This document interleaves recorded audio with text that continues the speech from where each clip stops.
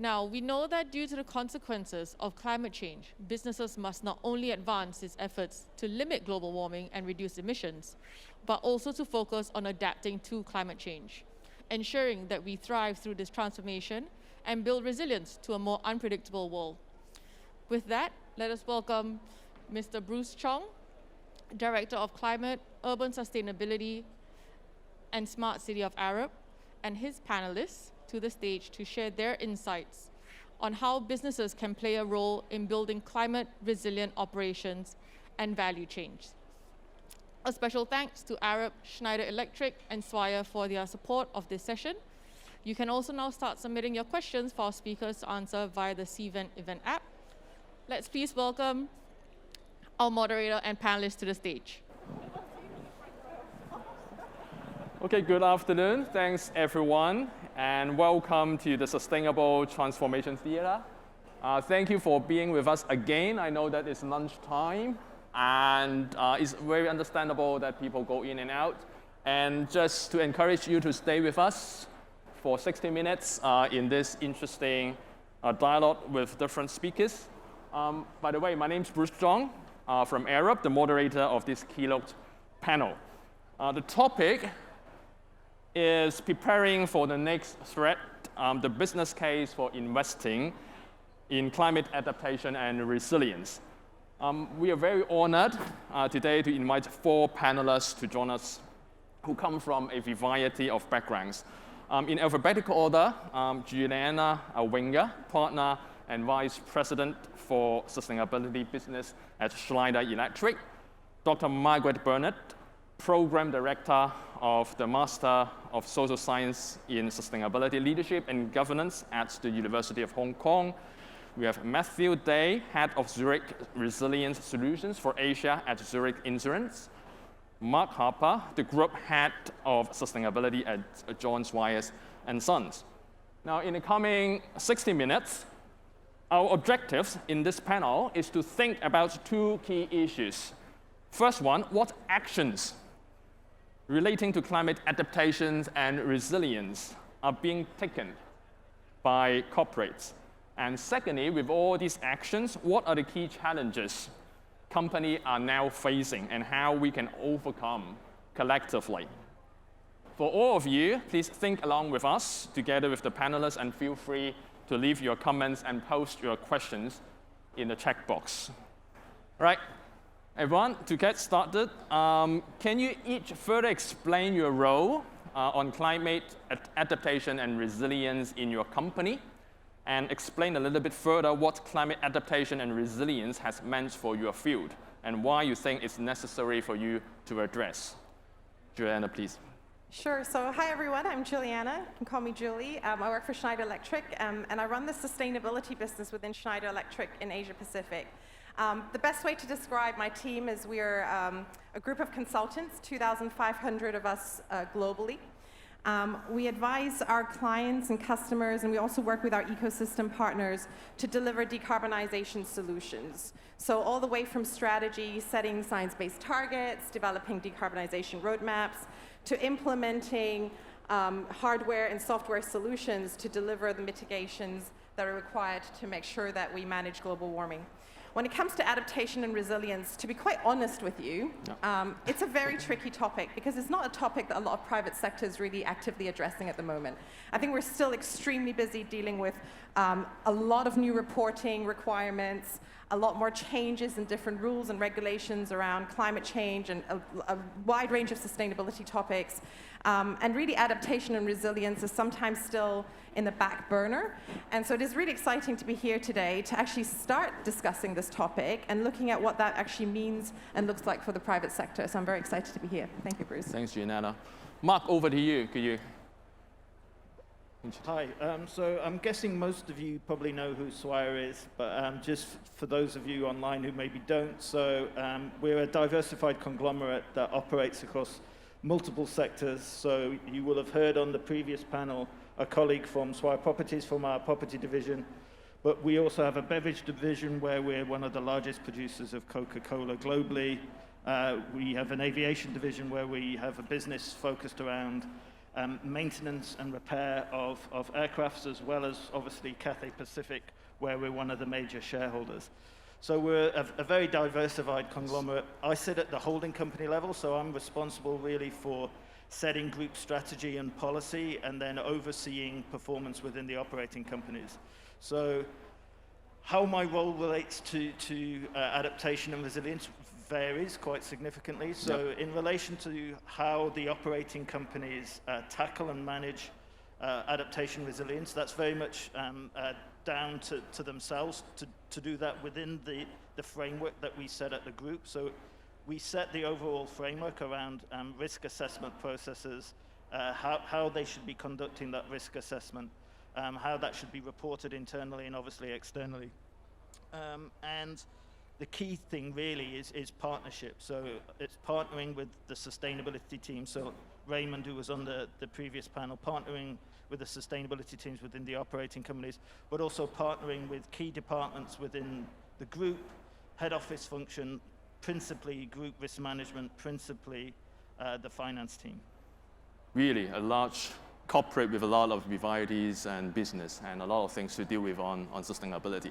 Thanks, Mark. Matthew. Thanks, Bruce. Hello, everyone. So my name is Matthew Day, and I work for Zurich Insurance Company. I head up our risk management arm of the company, which is called Zurich Resilient Solutions.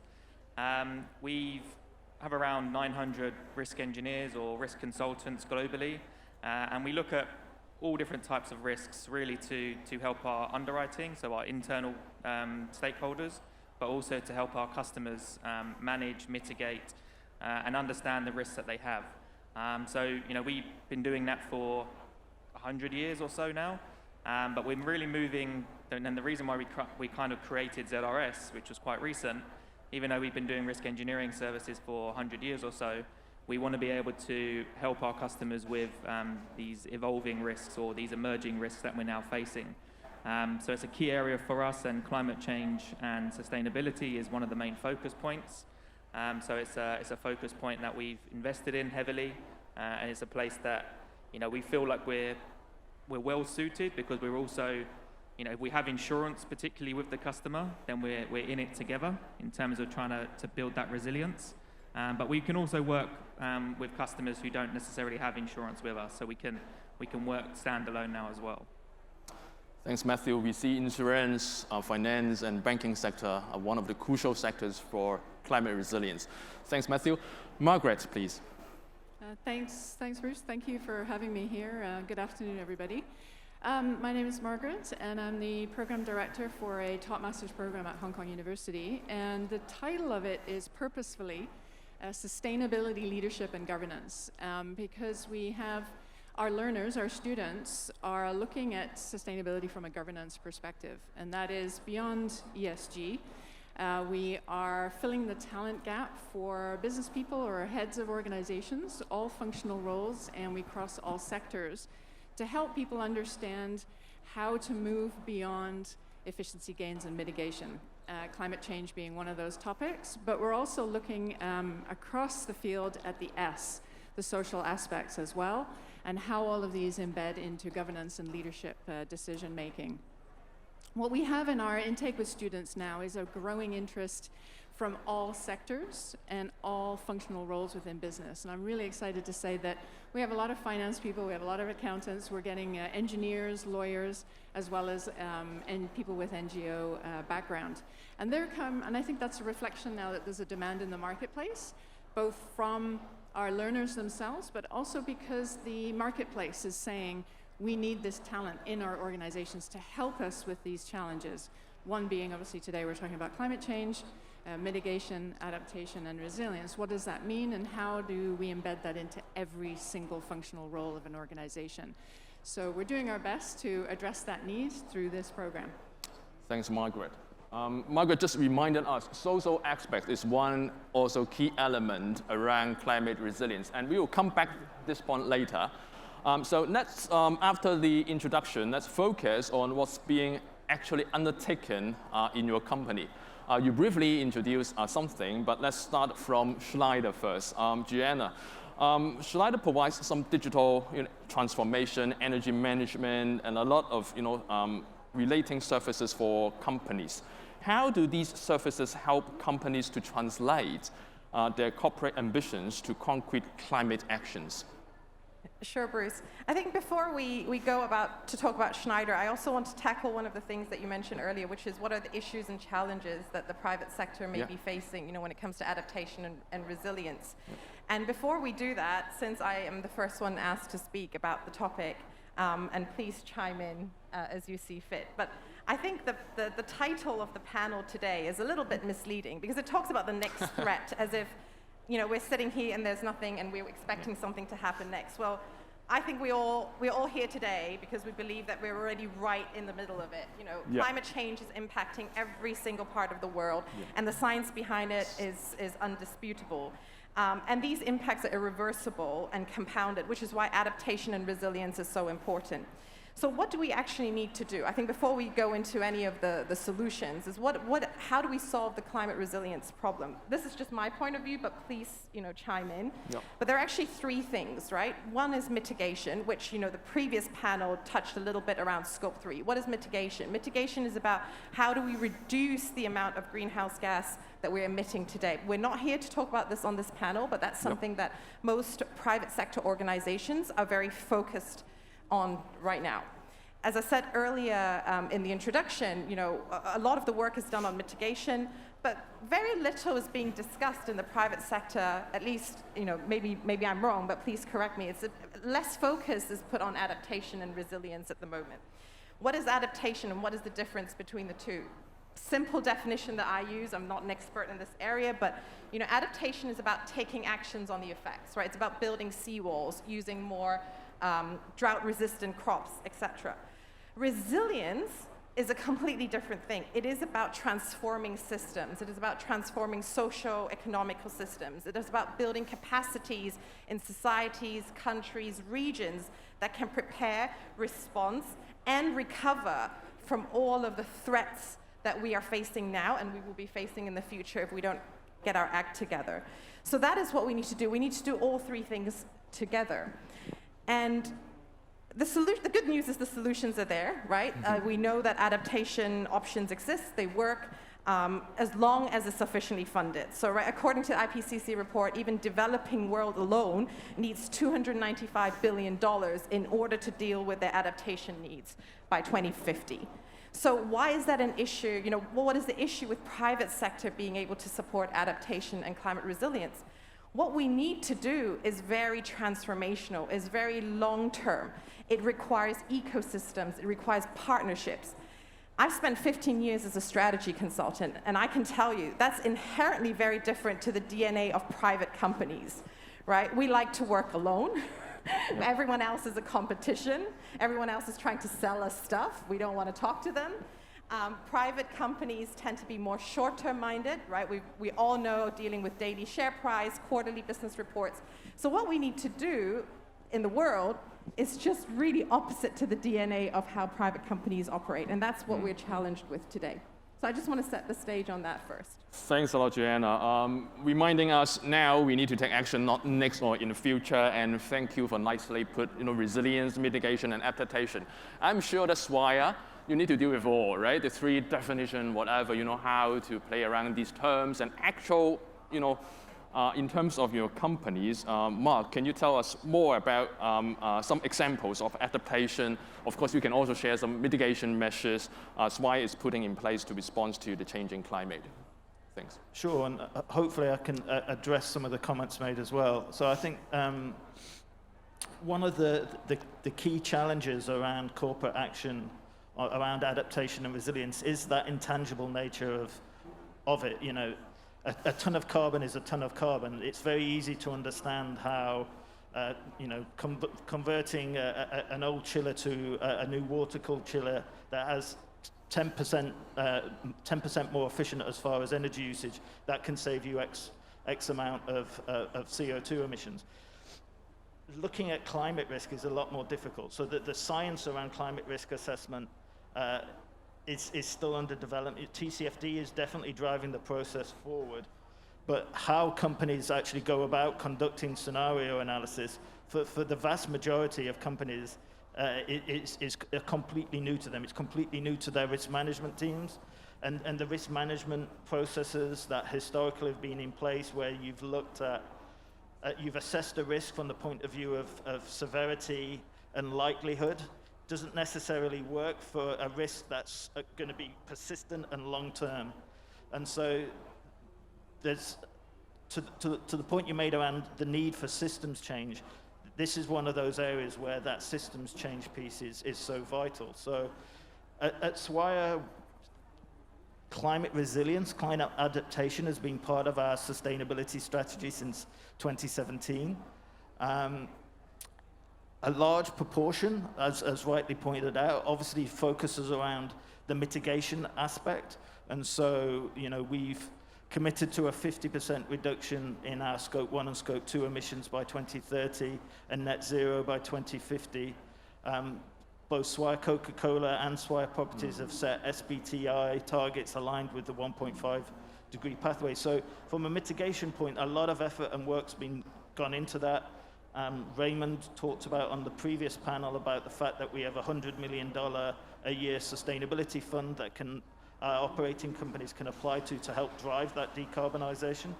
So a lot of focus has gone on that piece. From an adaptation and resilience aspect, the key starting point has to be around risk assessment. And so we've been working over the last few years very closely with our risk management team around how we can better integrate climate change risk assessment into the risk assessment process and into the risk assessment governance structure. So we have a three-tier, three-line of defense model when it comes to risk assessment. And at the second level, we've now implemented an environment and sustainability risk group whose purpose is to evaluate the risk registers at a group level and an operating level around the climate change and other sustainability risk factors that are coming in. What are the mitigation strategies? Are they effective? We've also changed the approach that we take to risk assessment, moving away from from impact and likelihood to severity and vulnerability. And that vulnerability piece is key because essentially what we're doing there is we are assessing the current risks and we're saying what mitigation strategies do we have in place?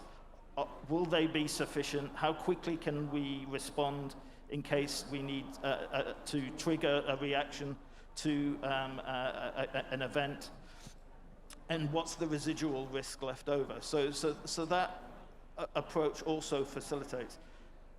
We've also transitioned to a double materiality assessment process where the impact on our enterprise value criteria is now aligned with the criteria within the risk assessment process. So we can, again, integrate how we conduct materiality at a sustainability level into the enterprise risk management framework.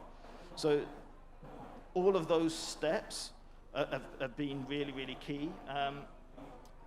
At the moment, the majority of our effort has been focused on the physical risk side because it's a lot easier, quite frankly. And so we've partnered with an organization called the Climate Service, which has a geospatial risk assessment tool, which allows us to essentially input in the GPS coordinates of our assets and then across multiple different climate models, so all four of the IPCC models, it spits out the data around what the risk exposure is across multiple physical risk criteria.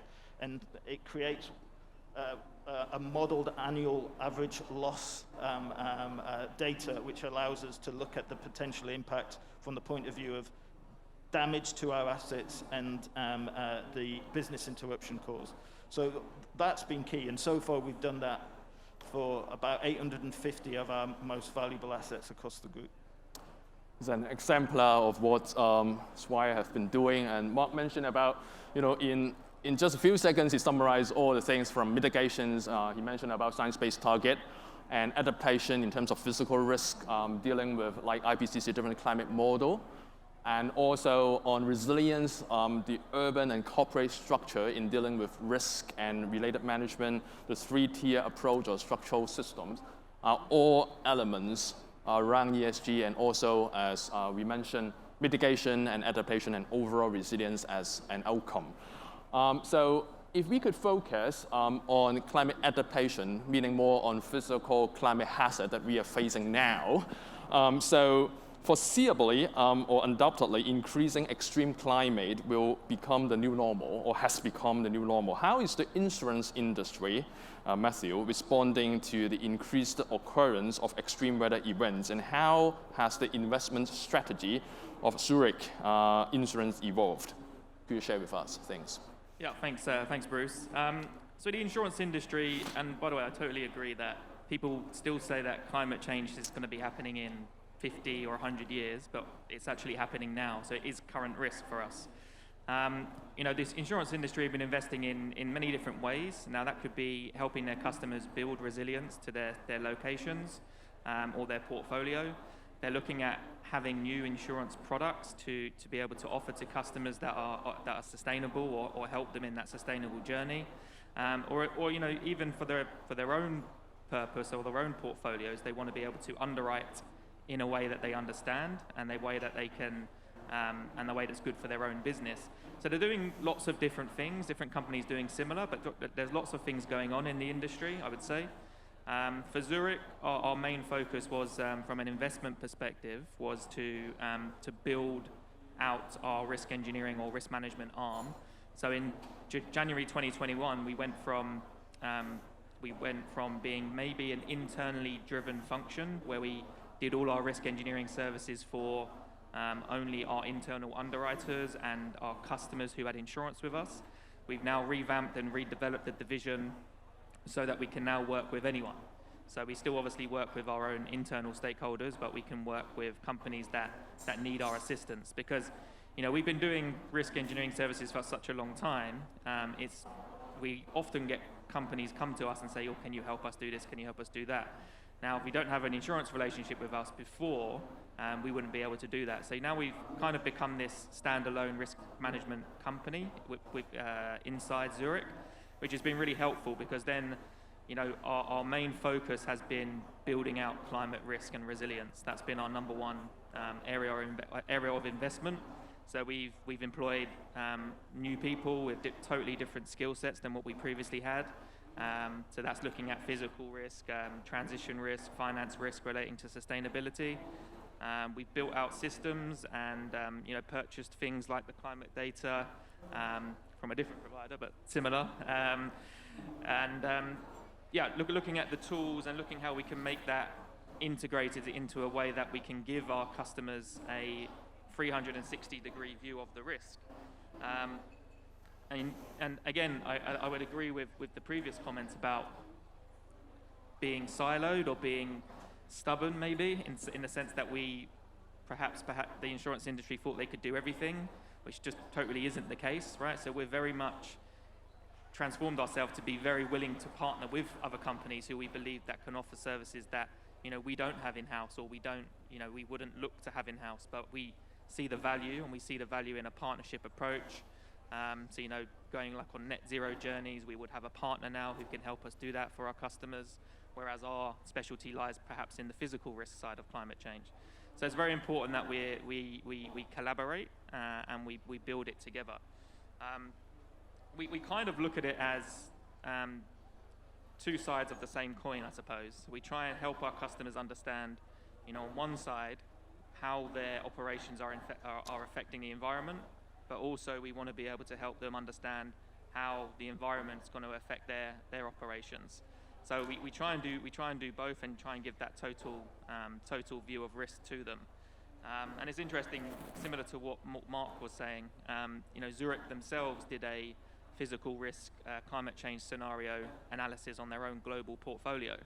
So we looked at the different scenarios of climate change against all our locations. And I think the most important thing is we need to be able to understand what's important for the customer, and in this case, ourselves. So, what metric do we want to measure and where do we want to really invest with resilience. So we decided that we look at all of our locations, but the metric we were most, we wanted to focus on was how many people were at the locations, so how many of our staff were at these locations. So we didn't look at how much revenue that they were driving. We didn't look at the cost of the asset. The focus point for us, or the metric for us, was how many people do we have there. So then once we do that analysis, we then can put it into a risk ranking system, and it helps prioritize, right? So we look at then, okay, we've got 1,000 locations, but the top 10 is where our most amount of people are, and these are the biggest risks to climate change, whether it be additional flooding or, whatever it may be, drought or temperature increase.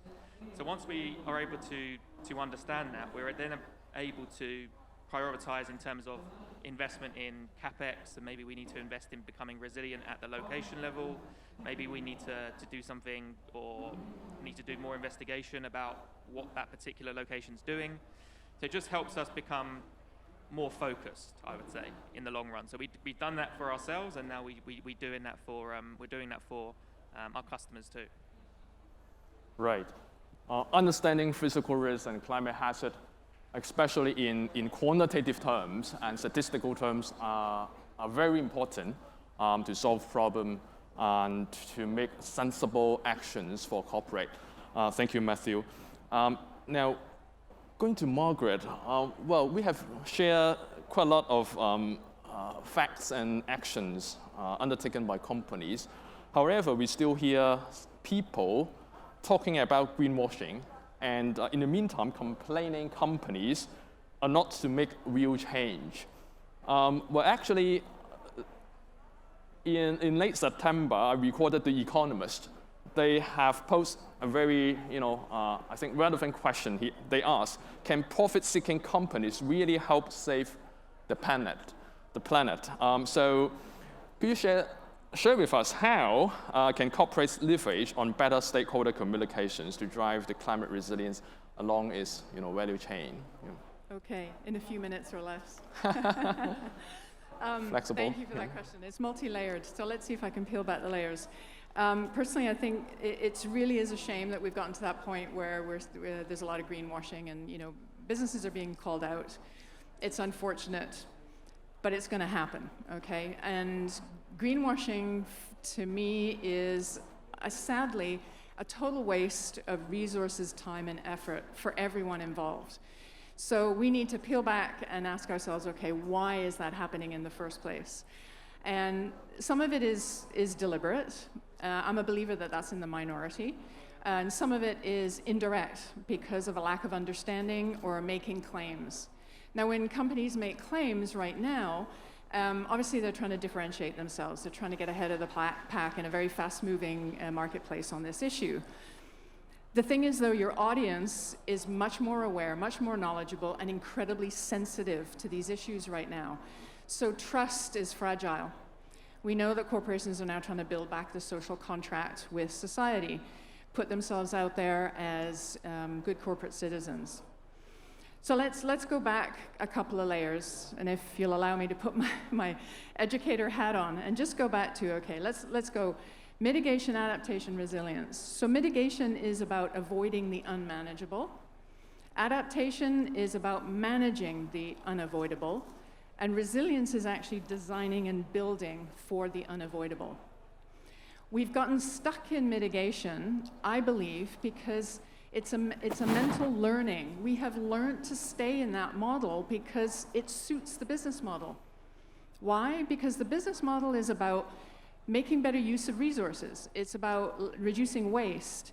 That makes sense to business because you're reducing your cost, and therefore you're increasing and maximizing profits. That speaks to where you're at. That's the market. Those are the drivers. The thing is with adaptation, right now we have to really accept that we're already in climate change. There's an element that's here to stay. So adaptation is absolutely critical. Every fraction of a degree now, we have to be aware that that is really, really important. So the adaptation and resilience actually is, and it was mentioned earlier, and that is systemic change. we seem to be caught up in almost a love affair with technology, that technology is the thing that's going to save us. The problem is that technology comes out of innovation. Innovation takes people, people have to collaborate. We also require social innovation, which is what's going to actually change the systems, the processes that we rely on, which means we have to break down some of our current learning. We really do need a mindset shift. And that is, as organizations, we've got to start collaborating beyond the organizational gate or the organizational walls, so to speak. Start asking for help, reaching out, and collaborating with people. Share the case studies. This is where it's really critical, is if we're going to learn and move forward, we actually have to be a little less sensitive about the transparency and sharing of our case studies, because we're going to learn from each other how the adaptation and the resilience projects or initiatives, what works and what doesn't work. The other actually really exciting thing is that there are a lot of case studies out there, a lot of examples where businesses have collaborated with NGOs and local communities to begin to build resilience. And if we miss the S, if we don't actually look and see that we have to work together as people, we're missing the whole resilience agenda completely. Resilience is about people. That's the social innovation that we need. So businesses can actually play a really significant role here. And that is, we need to actually invest in the health and well-being of our workforce, because they are the ones who are going to be resilient or not for our organizations to move forward. So the first step in adaptation is we have to increase these diverse and perspectives at the governance level.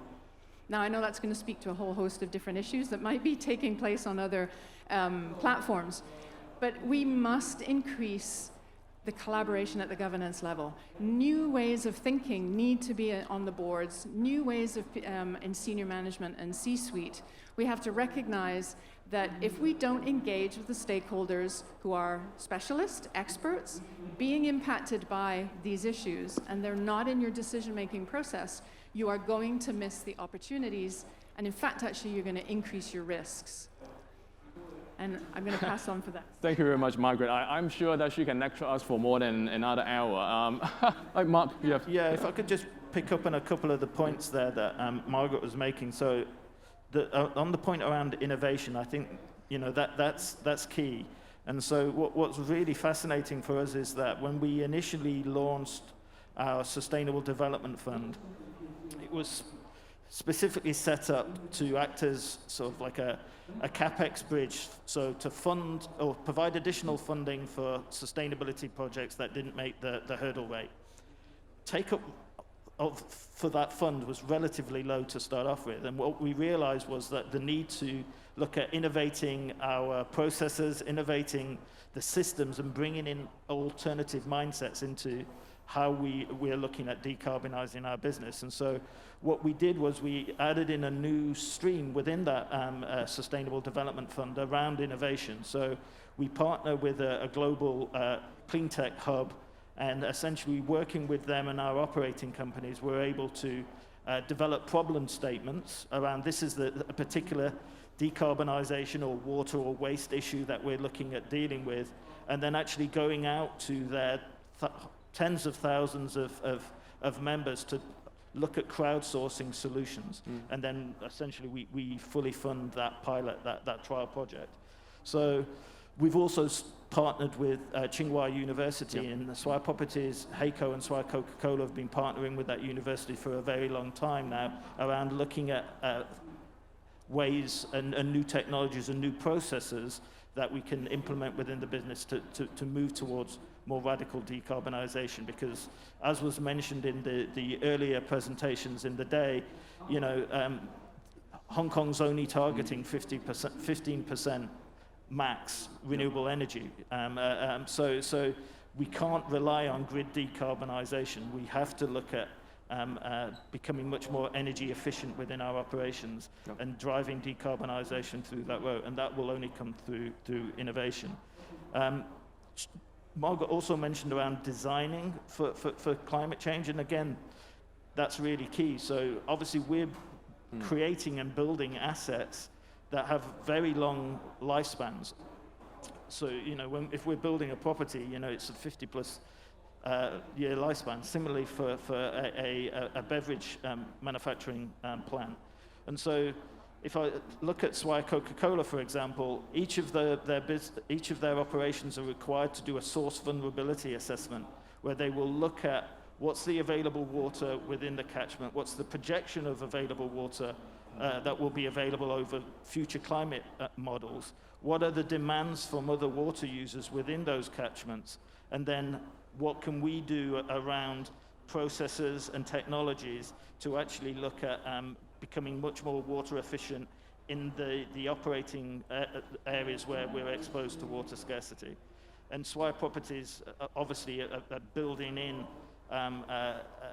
within the design of the buildings tolerances around the increasing risk around climate change. So yeah. Thanks, Mark, for sharing good examples around wastewater, energy, buildings, not only in Hong Kong but also overseas in mainland or other places. Giuliana, you have some reflections on that? Yeah, can I just? It really resonates what Margaret was saying in terms of what we're doing with Schneider as well, because you talk about breakdown learning, and Mark, you talk about the innovation and the collaboration side of things. Actually, one thing I want to mention, at Schneider Electric, we pride ourselves to take sustainability front and center of our purpose and our mission, right? We started our first sustainability barometer 18 years ago.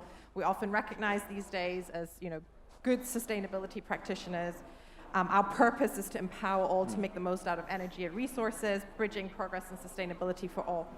We often look at what we need to do in two aspects. On one hand, as I mentioned, we are practitioners ourselves, right? We have 200+ factories, we have 100 or more distribution centers around the world, and we have 4,000 tier 1 suppliers alone that we have to manage. So we have also set ourselves very ambitious mitigation related ambitions. But what we try to do is to take what we're doing as a practitioner and the learning that we have from running some of our own corporate sustainability programs, and we try to bring it to the other side of the coin, which is to help not just our customers, but also our ecosystem partners, our suppliers, people who need our help to understand what lessons have we learned in what we do as a listed company. And sometimes it works, sometimes it doesn't work, but we share those lessons learned and we bring that to our external ecosystem and share our experience and knowledge. For example, the previous panel I keep talking about talks about Scope 3. We launched the Zero Carbon Project earlier this year to reduce our top 1,000 suppliers' emission by half. That's a completely human process. People come to us and like, what technology, what innovation? No, it's a human process. It is about spending time with our suppliers, educating them. And there are times where we fail, right? Maybe a lot of them have signed up, but then when you check in with them, actually none of them have done the reporting that you've asked them to do. So these things do happen.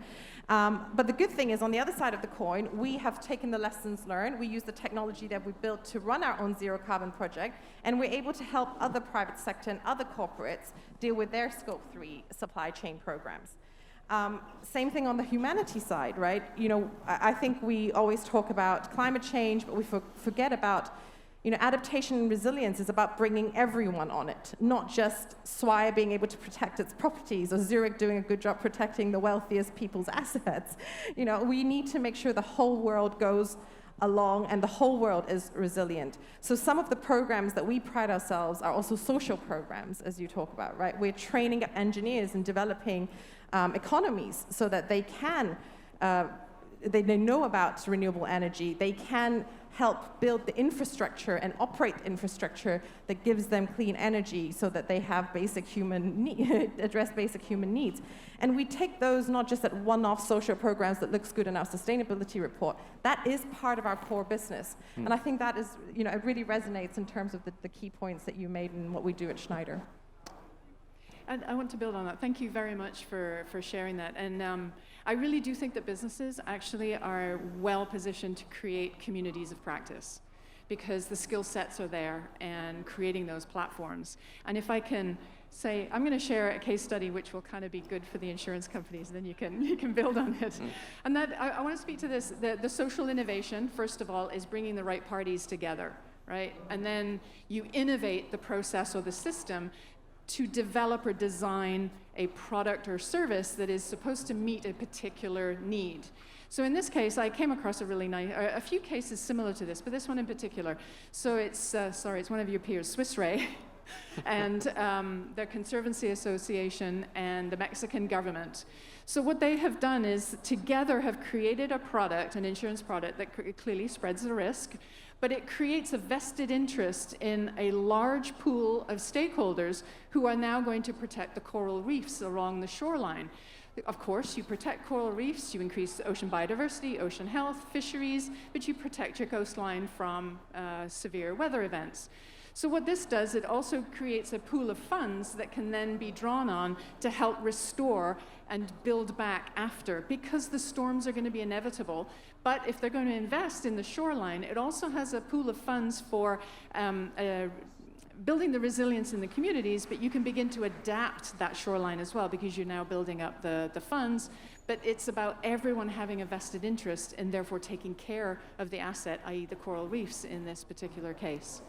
Is that a jumping off point for you? No, that's, to be honest, I totally agree. And the insurance industry, our business model is to insure things, right? So that's what we have to do. So if there's ways we can insure different types of products, and that's what we're definitely looking at doing. You know, we have to be able to understand what we're going to insure. We wouldn't just insure something because it's good to. You know, we need to understand it. And I think that probably comes back to the point about collaboration again, or, you know, where the information may lie. I mean, even as simple as understanding some of the data, when I go around Hong Kong and when I was doing the field engineering job myself here, you know, it's not that easy to find the data that I need to be able to assess the location I'm looking at. And we think about natural hazards in Hong Kong, we think about the resilience, maybe systems that Hong Kong's built itself, when you think about drainage or seawalls and things like that. Whilst that probably is open source data that I could spend hours trying to find, it's not easy for me to find it in one quick place that I can, you know, quickly then be able to say to my underwriter, actually, look, it's in a high storm surge zone, but this has been built, this is the infrastructure behind it, this is the design, this is what it's been built to. All of this great information to help me understand what the risk is. It's not that easy, I find, to find where this data is. So if there's something like a central repository that could be easy for us to then use, and then I think we'd be able to underwrite better, or to be able to offer more options for insurance, I think that would be, a solution. Great. Now, maybe we can focus a little bit about from a investment perspective. Now, we understand that climate resilience, adaptation, mitigations, we need investment. And maybe this is one of the most difficult parts. Our CEO, our C-suite, the executive board is asking, and we are now facing, and we need to explain and justify what we are now doing. And maybe we follow up with Mark. You share quite a lot, examples that we are now doing. So how does Swire frame the business case for investing in climate adaptation and resilience? I think it's for a company like Swire, it's a relatively straightforward case to make. We've been around for over 200 years, and obviously with that comes a certain element of resilience and an understanding that you need to adapt and change to the operating environment that you find yourselves in order to continue. And as a largely family-owned business as well, there's a legacy element associated with that as well. And so I think from the point of view of making the business case, it's relatively straightforward from that sort of like longevity perspective. There are other elements that feed into that. So within the way that we approach investments, in addition to provision of all of the financial projections of that potential investment, that our finance teams are also required to submit what the sustainability risks and opportunities associated with that potential investment and assets are. So that also feeds into that process.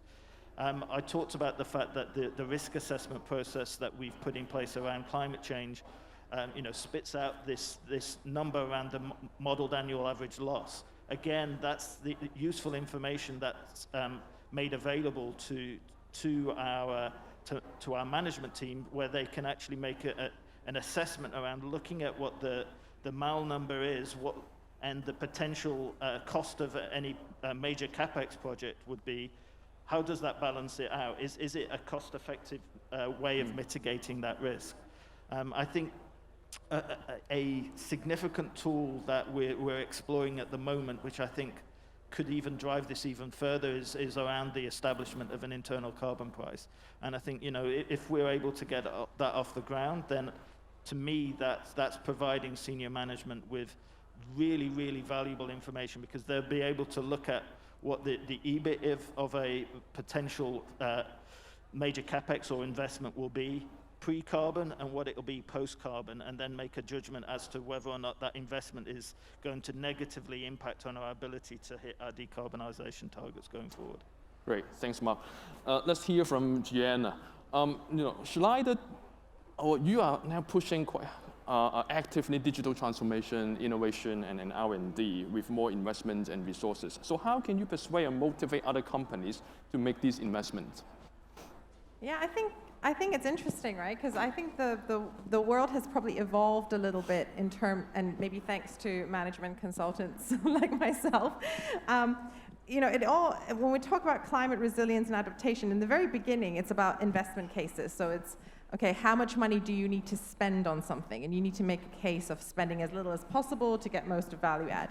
Then we've evolved a little bit, and maybe again, because of management consultants, we changed the strategy of how we present it to boards. We say, oh, it's actually cost savings opportunity, right? It's not just a sunk cost. You can save money in the long term, so you now suddenly have a business case that, I don't know, you can project 5-10 years, and you'll be net positive after that.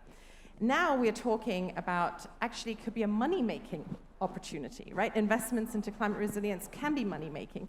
And it is actually true. I mean, we have started to experience that ourselves and seen some examples. For example, earlier this year, there was a snowstorm in Texas, and the energy prices have skyrocketed 300-fold in the area. But some 15 of our clients who took our advice, so Schneider Electric, just for those of you who don't know, is one of the biggest renewable energy advisors in the world. So we help our clients manage their energy consumptions globally, procure it, etc. And 15 of our clients who have operations in Texas, so healthcare companies, industrial companies, data centers, because of the work that we have done and we help them procure renewable energy in a certain way, the power purchase agreements that they've entered actually helped every single one of them save $25 million in that one snowstorm and the disruption related to it. So that is actually, they were doing they didn't think they were going to make money in the beginning, right? They've set up some targets. They want to achieve RE100, for example, goals. And they thought it was an investment because they have to enter these VPPAs that maybe they would lose money, but actually they end up making a lot of money. And same thing here in Hong Kong, right? We're now engaging colleagues of yours and other people in the similar industry, for example, in the building sector. Instead of looking at digitization, innovation and transformation, implementing data systems, hardware, software solutions as a cost, as an investment, actually it can be a money-making opportunity, right? As long as you think about it as tenant engagement, for example. These technologies and solutions can help you engage your tenants better, increasing your occupancy, increasing your rental yield. That's actually money-making. It's not a cost, and it's definitely not a sunk cost. Thank you. One question from the floor relating to climate physical risks for Matthew. Now, it says, often business see climate risk and impact as intangible and non-quantifiable, which they might put a lower priority. So can you share more experiences in convincing senior management or themselves as senior, a leading role to see these risks more tangible and more important? Yeah, it's a good question. I think we need to draw right back to the word risk, right? What actually is risk? Because, when I look at what we do with our customers in terms of a portfolio or in terms of a customer that has several different locations with all different types of risk, what is the main aim here? When people say to me that I've got 10 locations that are in high flood zones, so what, right? What does that mean to you? Because a global flood map told you that it's in a high flood zone doesn't necessarily mean that you're at high risk to flood. So we need to strip it back, and our methodology of understanding risk really is 3 dimensions. We look at the hazard, which would be from a global flood map, or maybe climate change data, or maybe a local hazard map, whatever it may be. But that's just one part of it, right? So secondly, we need to find out what is going on at the location. What are the actual exposures? Now, the exposures could be the building itself, or the assets within the building, the people, the revenue, whatever it may be. And then thirdly, probably the area that I feel never gets enough credit is actually some of the controls that you've already invested in. Perhaps you actually have invested in a building that has decent flood defenses, or you have some flood barriers, or your drainage system's good, or all these good parts that, why are they not being credited? So once we understand all 3 elements, we then understand what the actual risk is. I was with a customer not that long ago, and we looked at 2 of their locations, both in high flood zones, and we went there. They both didn't have, I would say, real controls. There wasn't anything that I felt like could have credit if there was a flood that would prevent it causing damage.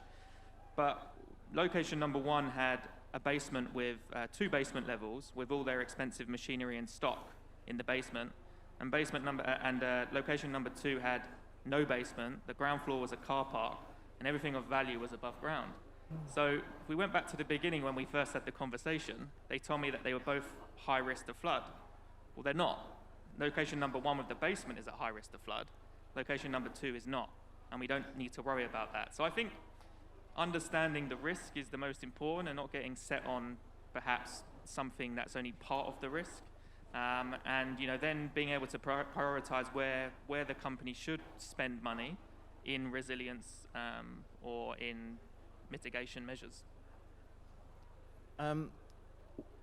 The discussion, and recognizing the amount of time left, we're not going to have a huge amount of time to explore this, but obviously the discussion's primarily focused around physical risk. And it was made very clear in the presentations first thing this morning that there's not a huge manufacturing industry in Hong Kong. So actually, for the vast majority of Hong Kong companies, the climate change risk is going to be transitional climate change risk.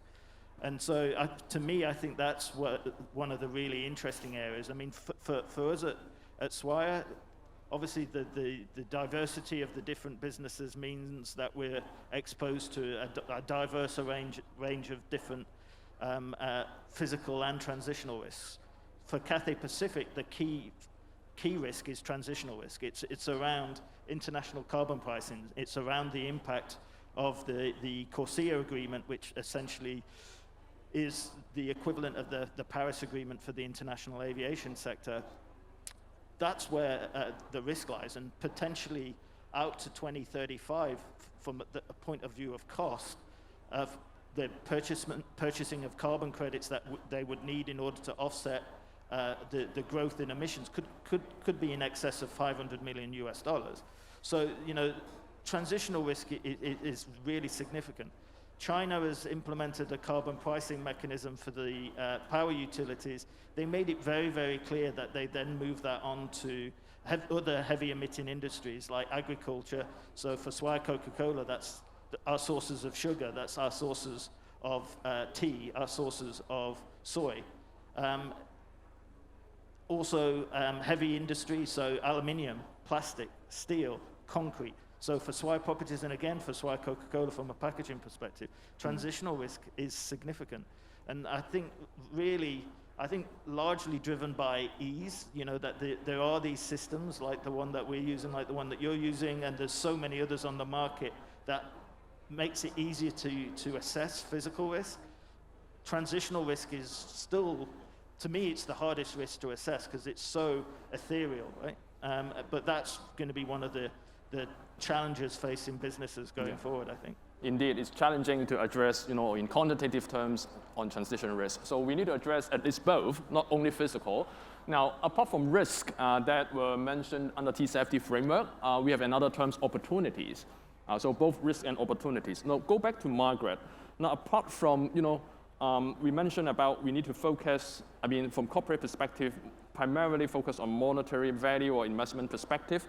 Are there any other values or bigger social impacts that companies can create, so those opportunities or more values for investing in climate adaptation and investment? Creating more value. I think the mindset shift away from looking downstream.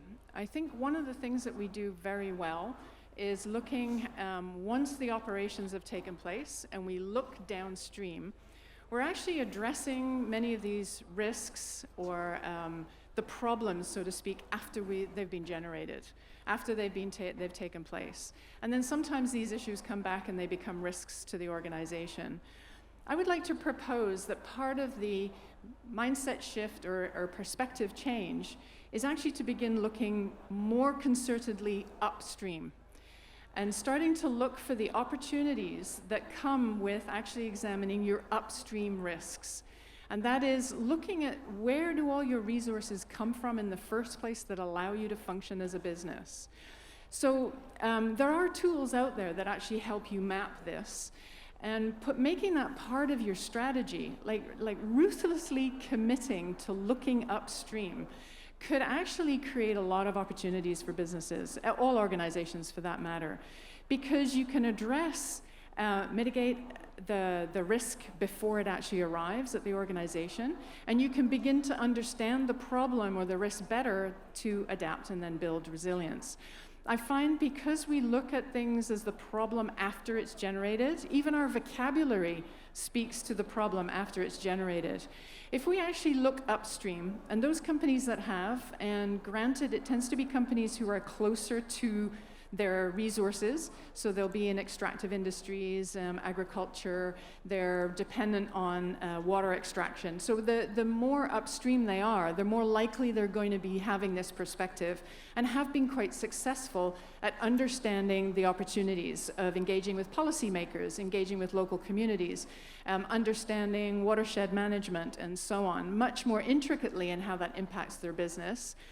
But better still, it actually helps business understand how they themselves are driving the problem in the first place. How are they actually driving the impact that eventually is going to hit them back downstream? So I think that perspective, if businesses could really begin to pivot their thinking and be a bit more innovative about mapping upstream, I think an awful lot more value could be created. And risk could be understood more as an opportunity as well, rather than concentrating solely on downstream problems after they've been generated. I mean, I'm being a bit simplistic, but for the sake of time. Any quick feedbacks, reflections? So the next steps within our risk assessment process, so having mapped out our high risk, high impact, high value assets within our portfolio, the next step that we've literally just started is looking at the upstream risk within our tier one suppliers. And so to me, that's key. And understanding, getting the data, understanding the risk then facilitates those conversations, whether it's conversations with your procurement team, whether it's conversations directly with the supplier around, what are the mitigants that they've put in place in order to address the risks that you've identified. Do you need to look at further diversification of your supply chain base in order to manage those risks? Without that data, without that assessment, you can't have those conversations. Well, I hope today's conversation goes beyond this hour and is something that can be discussed continuously. But to sum up, time is running up. To sum up, I think some terms that we discussed, we use are very crucial. Margaret mentioned about mindset change. We also mentioned about systemic change. I just recall that a newly published book relating to this topic. The title is called System Change, Not Climate Change. Now, this is a book for preparation of COP27. And I encourage you to read this book, talking about transformation and all the structural change from government to corporates and to individuals. I think it really echoes of what the panelists are focusing on, no matter where they are, and no matter what our roles are. I think this is the key message of today. And companies can help save the planet, as this topic suggests, but only if doing so is good for business, right? So thank you again, Giuliana, Margaret, Matthew, and Mark for an insightful conversation. And thank you all for being with us for this hour. Thank you very much. Have a good day.